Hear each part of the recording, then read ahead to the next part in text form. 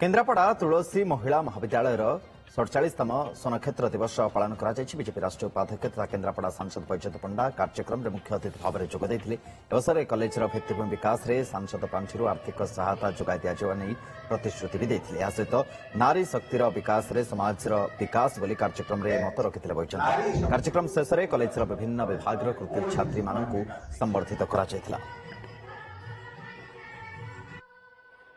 आज आम आम महाविद्यालय 47तम सोनक्षेत्र दिवस पालन करुचु। यही अवसर में आमर मुख्य अतिथि भाव आमर माननीय सांसद श्रीजुक्त बैजयंत पंडा आम सहित थिले।